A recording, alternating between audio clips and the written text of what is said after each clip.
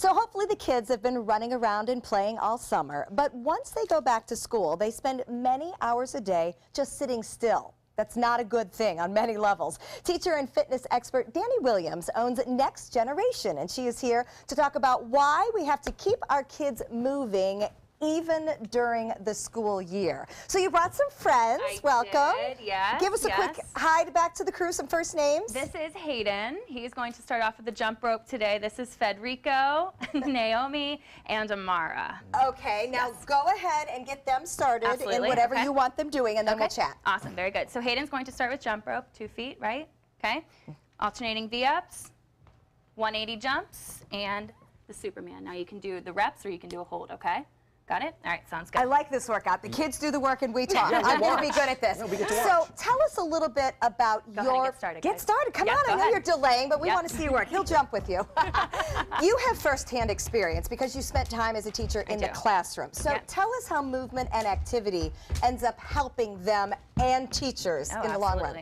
So initially, I guess I have firsthand experience in the classroom, and what I found was that incorporating movement, incorporating these brain breaks, these structured, you know, whether it's an energetic dance off or if it's like a calm down yoga experience, it's really great for them to be able to refocus, redirect their attention to the task at hand. It's fabulous. So it doesn't have the opposite effect, because I know I've heard people say before, well, if they're sitting and they're antsy and then you get them up and move, they're going to fire up to a whole new level. You have found the opposite. Well, it depends, I guess, on the group of kids or teenagers that you're working with, because you could have a very high energetic group of children or teenagers, and that's when you would want to, you know, use that yoga cool down, the stretching with the dimming of the lights. Or you might have a group of kids that are just kind of like lagging and not really focusing, or that's where you would kind of bring in. Yeah, absolutely. All right, I hear huffing and puffing. Should we rotate?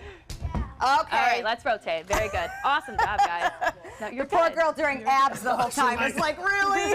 That's a lot of Supermans. You guys know where you're going? Amari, come out over. You can talk to her. It's okay. We're all good here. All right, everybody know their exercises?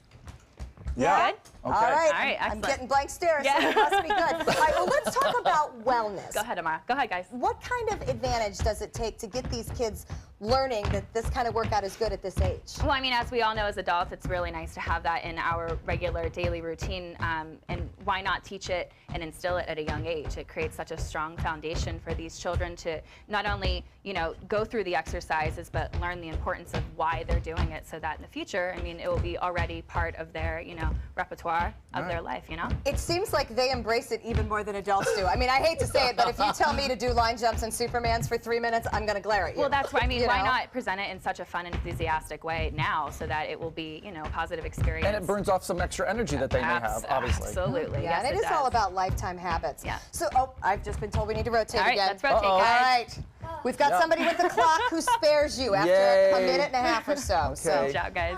Awesome. Yep, onto the They all groan when they get to abs. They're just like us. When Naomi starts, here we go. All right, go ahead. All right, back at it. I promised I'll talk fast. I do want to talk about your work with special needs kids. Yes. How does exercise incorporate into their classroom curriculum? Well, just like neurotypical children, you know, individuals with exceptionalities also need that, you know, exercise input in the stimulation. We have a lot of sensory limitations, or we have focus deficits. It's really awesome to be able to incorporate these movement activities in the yoga and the stretching, and I mean, treat them as just, you know, individual, you know, neurotypical children. I mean, it's the same, you know, thing. You're just dealing with a different demographic. I would think that, especially for a lot of kids that might not be able to participate in traditional sports as well, that this would give them a way to be active and to learn about healthy lifestyles. Oh, it absolutely is. If you take away the physical benefits, I mean, what about the emotional, the self-confidence, the esteem, the mental boost, which is where this really all started, was that, you know, I saw children who needed that additional assistance, gross motor, fine motor, but also the confidence and, you know, that type of mental improvement, and I mean, it's awesome. Because everybody can be good at moving their bodies. That's something we can all do.